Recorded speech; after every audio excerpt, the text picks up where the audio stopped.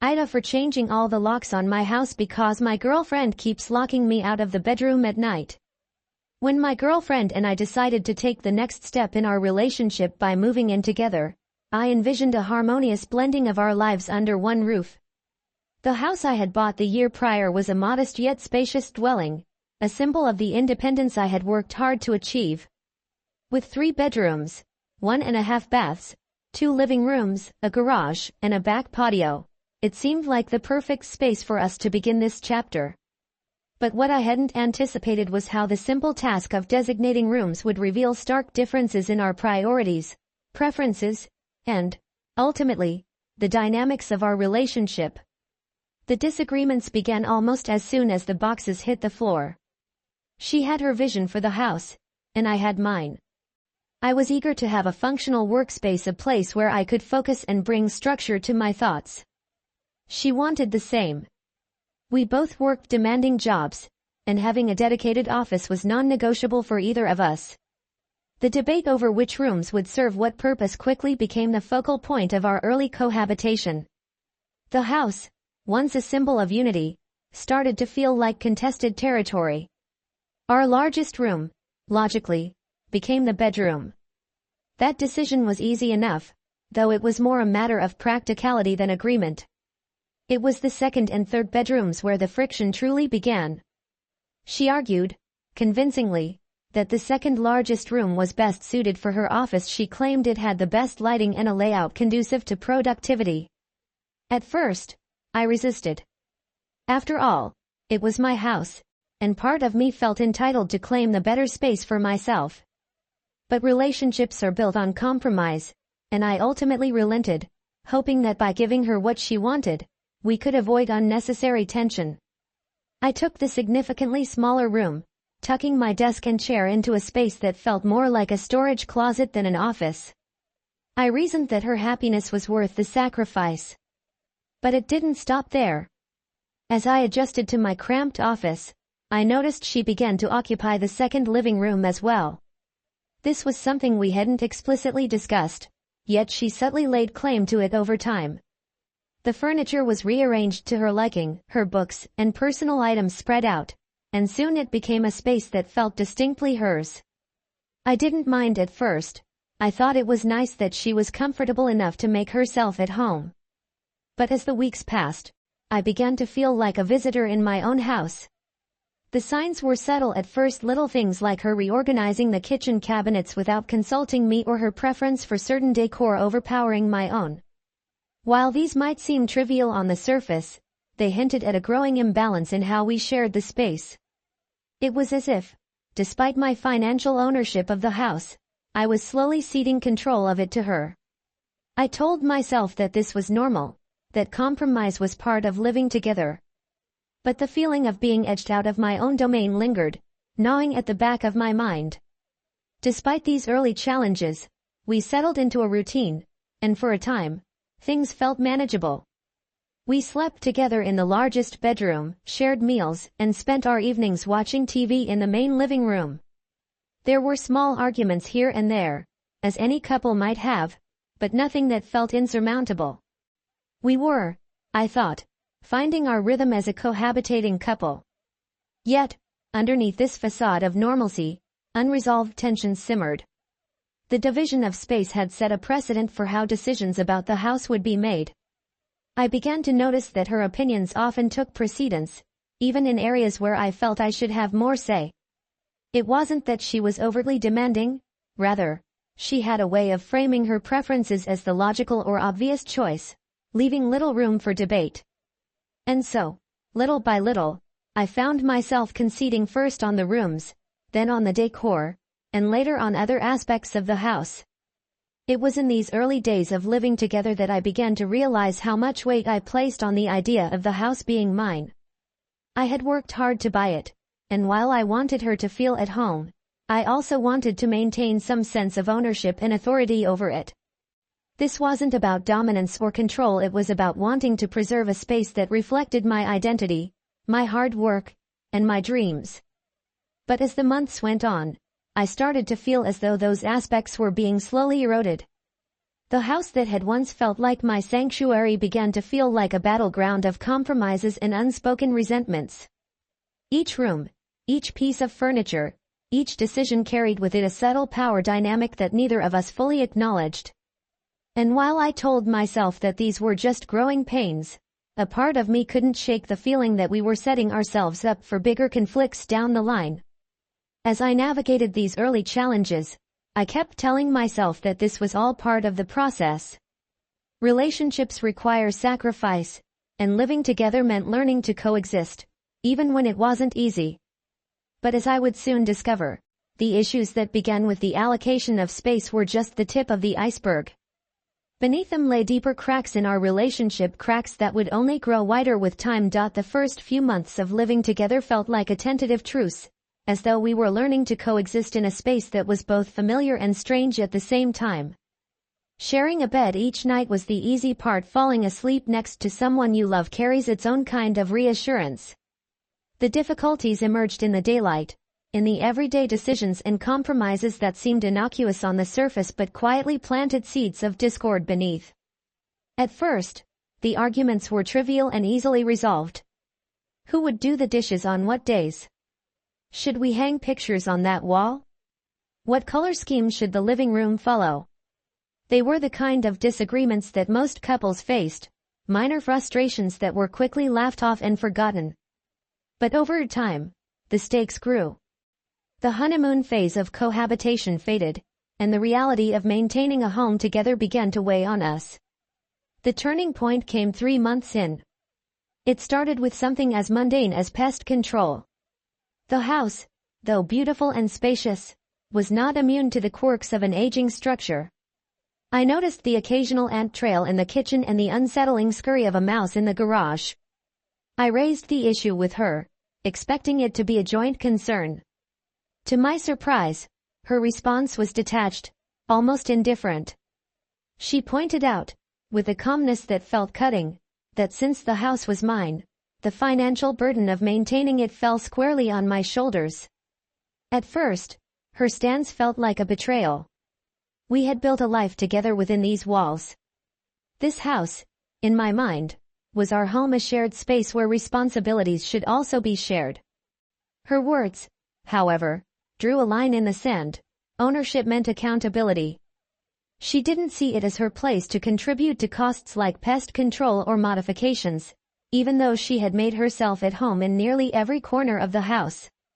I spent days stewing over her response, wrestling with the unfairness of it. Yet, the more I thought about it, the more I could see her perspective. She had moved into a house that was already paid for, a place that I had chosen, a place that I held the deed to. From her point of view, it wasn't unreasonable to separate herself from the financial obligations that came with ownership. Reluctantly, I accepted her reasoning and agreed to take on the costs. But agreeing to pay didn't erase the bitterness that lingered. The issue of pest control soon snowballed into a broader conversation about modifications she wanted for the house. She began to suggest changes: new countertops in the kitchen, a more modern bathroom vanity, and an overhaul of the landscaping in the backyard. Each suggestion came with a price tag, and while I could see the value in some of the upgrades, her approach grated on me. It felt less like a partnership and more like a wish list handed to a reluctant benefactor. I couldn't help but feel like I was being asked to turn my house into her dream home, with no consideration for what I wanted or what I could reasonably afford. The arguments became more frequent, the tone sharper. I tried to voice my frustrations, but each time I did, it seemed to escalate the situation. She would accuse me of being controlling, of holding the fact that I owned the house over her head. I, in turn, felt like she was taking advantage of my willingness to provide, treating me like a landlord rather than a partner. Neither of us was willing to back down, and the tension between us grew thicker with each passing day. The breaking point came one evening when we were discussing her latest modification idea, replacing the flooring in the living room. She insisted that hardwood would not only look better but also increase the value of the house. I argued that the existing flooring was perfectly fine and that the cost of replacing it was unnecessary, especially given the other expenses we were already dealing with. What started as a disagreement quickly spiraled into an argument. My voice rose in frustration, and before I knew it, I was yelling. It wasn't just about the flooring, it was about everything that had been building up for months. The financial strain, the feeling of being unappreciated, the sense that my efforts to make her happy were being taken for granted, it all came pouring out in that moment.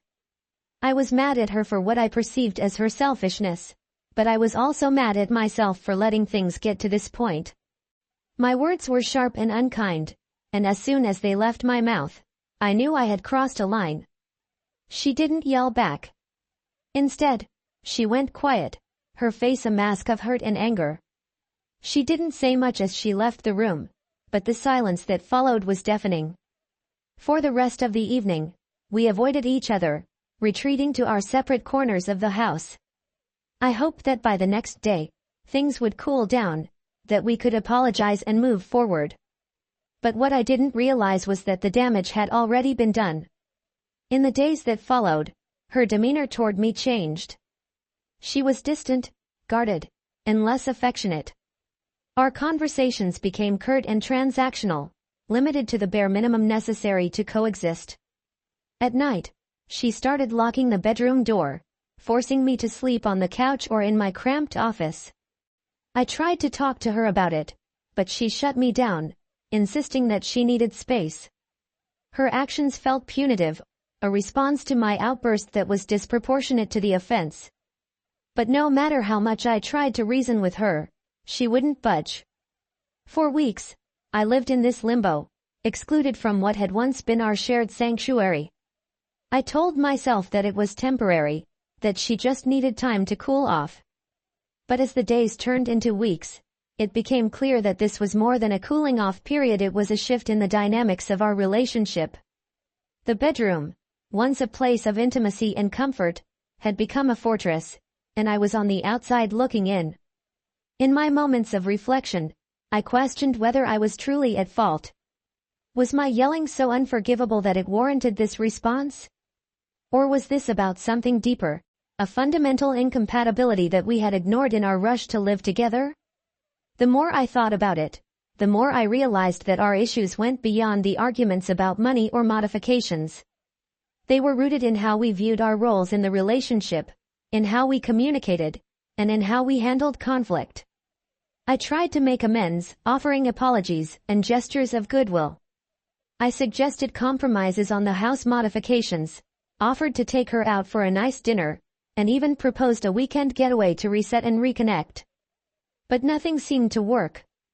Her walls remained firmly in place, both literally and figuratively. The experience of being locked out of my own bedroom was both humiliating and infuriating. It was a constant reminder of how fractured our relationship had become. The house, once a symbol of new beginnings, now felt like a battleground, a place where love had been replaced by resentment and division. As the weeks dragged on, I found myself at a crossroads. I could continue to endure the strained dynamic, hoping that time and effort would eventually heal the rift. Or I could confront the possibility that our relationship had run its course, that we had reached a point where reconciliation was no longer possible. It was a decision I wasn't ready to make, but deep down, I knew that something had to change. The question was whether we had the strength and the willingness to make it happen. The moment she started locking the bedroom door at night, I should have realized how deeply the cracks in our relationship had widened. At first, I dismissed it as a temporary overreaction, a way for her to process her frustrations. But the nights I spent on the couch or in my cramped office felt like an exile, a punishment meted out for daring to express my anger. I told myself it was only a phase, that she just needed time to calm down, and we would eventually return to normalcy. Yet, the tension between us remained, silent and suffocating. When I tried to reclaim the bedroom, thinking perhaps I could assert some semblance of normalcy, it became clear how determined she was to keep me out. I thought if I got there first, she might relent, but instead, she sat on the bed, staring at me with an unyielding expression. Her silence was louder than any argument we could have had. She didn't need to say a word, her actions were a declaration of defiance. It was a standoff I couldn't win. Exhausted and emotionally drained, I retreated, leaving her the victory she so clearly sought. The weeks that followed were a test of endurance. For nearly a month, I endured the cold, distant dynamic between us. Every day felt like walking on eggshells, trying not to provoke another fight while simultaneously hoping for some breakthrough that never came. I clung to the hope that time would heal the rift, that we could find our way back to the warmth and intimacy we once shared. And eventually, after weeks of strained silence, she unlocked the bedroom door and invited me back in. It felt like a small victory, a sign that perhaps we were moving in the right direction. But deep down, I knew the truce was fragile. For a brief period, things seemed better. We shared the same bed again, and the tension eased just enough for me to believe we were on the mend. I held on to that hope as we approached the holiday season. Christmas was a chance to reset, to put the conflicts behind us and focus on the joy of the season. I spared no expense, booking us first-class seats and reserving a luxurious hotel for our getaway. I wanted it to be perfect, to remind her and myself of the good times we could still have together. The vacation itself was everything I had hoped for. We explored new places, indulged in fine dining, and even managed to laugh together like we used to. For a moment, it felt like we had turned a corner, as though the weight of our shared frustrations had been lifted.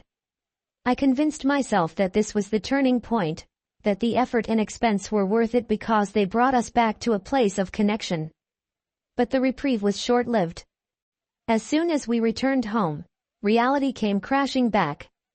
It started with something as trivial as unloading the car. After running errands together, we pulled into the driveway with a trunk full of groceries and other items. I expected her to help me bring everything inside. It seemed like the logical thing to do. But instead, she walked ahead of me, shut the door, and disappeared inside, leaving me to handle everything on my own. The weight of the groceries was nothing compared to the weight of her indifference. Frustrated, I confronted her. My tone was sharp, my words laced with the anger I had tried so hard to suppress. "Why didn't you help me?" I demanded. Her response was as cold as it was dismissive. "I needed to get into the closet. I didn't care about your needs." The words hit me like a slap. It wasn't just the content of what she said, it was the complete lack of regard for how it might make me feel. It was as if, in her eyes, my needs and efforts didn't matter anymore. The argument that followed was inevitable. I yelled, unable to contain my frustration and hurt. I was tired of being treated like an afterthought in my own home, tired of bending over backward to make her happy while feeling like my efforts went unnoticed and unappreciated. But my yelling only solidified her resolve. Without a word, she went back to locking the bedroom door at night, shutting me out once again. This time, her actions felt more calculated, more permanent. It was no longer just a reaction to an argument, it was a statement, a declaration of her unwillingness to share the most intimate space in our home. I tried to reason with her, to find some way to bridge the gap, but she remained unmoved. Each night, I heard the click of the lock, a sound that now symbolized the growing chasm between us. The weeks that followed were some of the loneliest I had ever experienced. The house, once a place of comfort and pride, now felt like a prison. I found myself questioning everything. Had I been too demanding? Was my yelling truly the root of the problem, or was it just the symptom of deeper issues neither of us wanted to confront? I replayed every argument in my mind, searching for where things had gone wrong, trying to pinpoint the moment our relationship had shifted from partnership to opposition.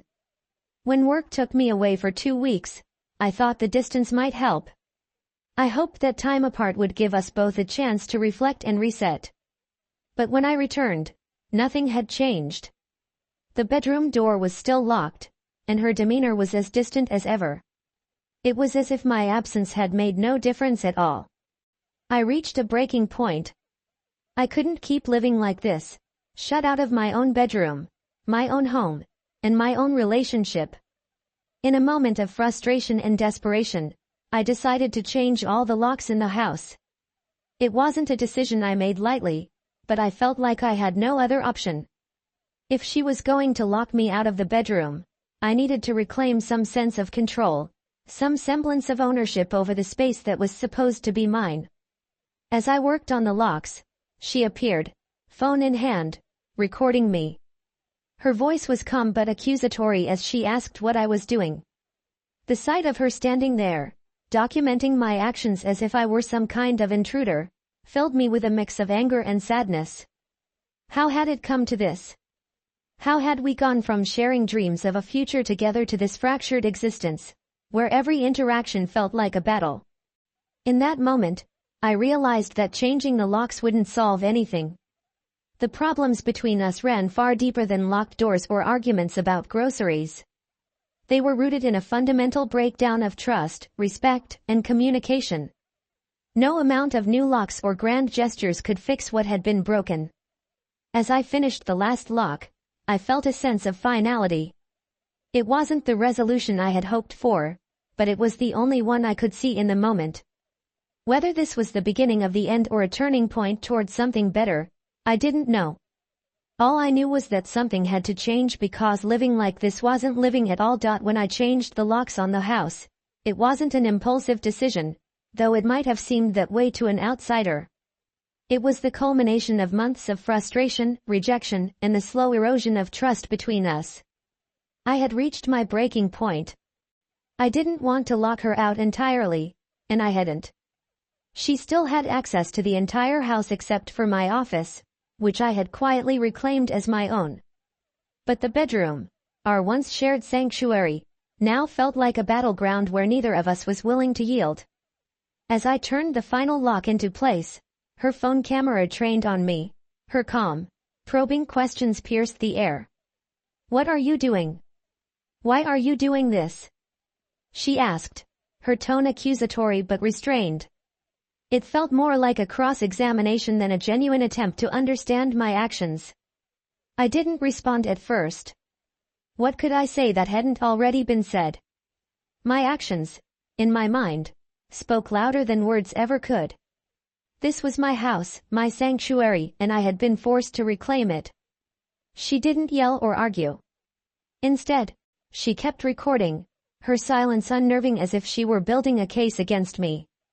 The sight of her standing there, detached and documenting, made my chest tighten.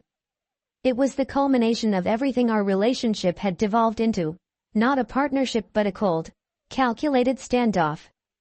I felt like a stranger in my own home, and worse, a stranger in what was supposed to be my most intimate relationship.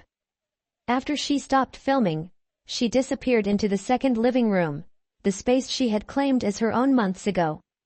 I heard the door shut behind her, and then silence. I stood there for a while, staring at the newly installed locks, wondering what I had accomplished. The physical act of changing the locks had given me a fleeting sense of control, but the emotional weight of our situation remained. That night, I slept in my office. The couch, too small and uncomfortable, reminded me of all the nights I had spent exiled from the bedroom. I stared at the ceiling, replaying the events of the day over and over again in my mind. Was I justified in what I had done? Was I truly the one to blame for the state of our relationship? These questions gnawed at me, but the answers felt just out of reach. Over the next few days, our interactions became even more strained. She avoided me, spending most of her time in her office or the second living room. When we crossed paths in the kitchen or hallway, our conversations were curt and transactional. I offered olive branches gestures to bridge the gap, but they were met with indifference. I asked if we could talk, to which she replied, "There's nothing to talk about."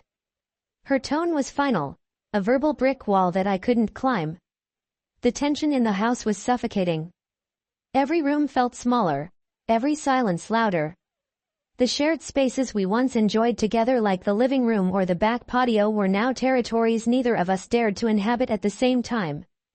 Even the mundane act of making coffee in the morning felt like a calculated dance to avoid stepping on each other's toes. Then came the inevitable turning point. One evening, after another day of stony silence, I found a letter on the kitchen counter. It wasn't addressed or signed, but I knew it was from her. The handwriting was unmistakable. I sat down at the table and unfolded the paper, my heart pounding as I braced myself for what was inside. The letter was brief but devastating. In it, she explained that she no longer felt comfortable living in the house. She didn't feel like it was her home, she wrote, and she didn't see a future where it ever could be. She acknowledged that the arguments and the growing divide between us had taken their toll, and while she didn't assign blame directly, the undertone was clear. She felt unwelcome, unwanted, and unable to continue living in what had become a hostile environment. By the time I finished reading, my hands were trembling. I looked around the kitchen, at the house we had tried to build a life in together, and it all felt hollow. This wasn't what I had envisioned when we decided to move in together. This wasn't what I wanted for us. But as much as I wanted to fight for our relationship, I couldn't ignore the fact that we had both contributed to its downfall. When I confronted her about the letter, she was calm, almost too calm. She didn't cry or get angry. She simply told me that she had already started making arrangements to move out. She had found a temporary place to stay with a friend and planned to leave within the week. Her words were matter of fact, devoid of emotion, and it stung more than if she had yelled at me. In the days that followed, I watched as she slowly packed her things. I offered to help, but she declined. Each item she removed from the house felt like another nail in the coffin of our relationship. The bookshelves in her office, once overflowing with her collection of novels, were now bare. The second living room, which had become her sanctuary, was stripped of her personal touches. Even the bedroom, with its locked door, felt emptier. When the day came for her to leave, there were no dramatic goodbyes, no tearful exchanges. She loaded her belongings into her car and stood in the driveway for a moment, as if she were gathering her thoughts. Then, without looking back, she got into the car and drove away. The house felt impossibly quiet after she left. I wandered from room to room, taking in the emptiness she had left behind. It was still my house, but it no longer felt like home. The memories of our time together lingered in every corner, a bittersweet reminder of what we had once shared and what we had lost. In the weeks that followed, I struggled to come to terms with what had happened. I replayed the events of our relationship, trying to pinpoint where things had gone wrong. Was it the arguments about the house? The financial strain? My yelling? Her withdrawal? The truth, I realized, was that it wasn't any one thing. It was a culmination of small cracks that, over time, had widened into an irreparable chasm. Looking back, I can see that we both made mistakes. I held on to the idea of the house as mine, failing to fully embrace the idea of it being ours. She, in turn, withdrew when things got tough, shutting me out literally and emotionally. We both let pride and resentment take precedence over communication and compromise. In the end, changing the locks didn't give me the control I was seeking. It didn't fix the problems in our relationship or make me feel more at home. It only served as a final act in a series of missteps that led us to where we are now, two people who couldn't find a way to make it work. The house is quiet now, and while I'm still adjusting to the emptiness, I've come to see it as an opportunity for a fresh start. I don't know what the future holds, but I do know that I've learned from this experience. Relationships are about more than sharing a space, they're about sharing a life, and that requires more than just compromise. It requires empathy, understanding, and a willingness to let go of ego. These are lessons I will carry with me, even as I move forward alone.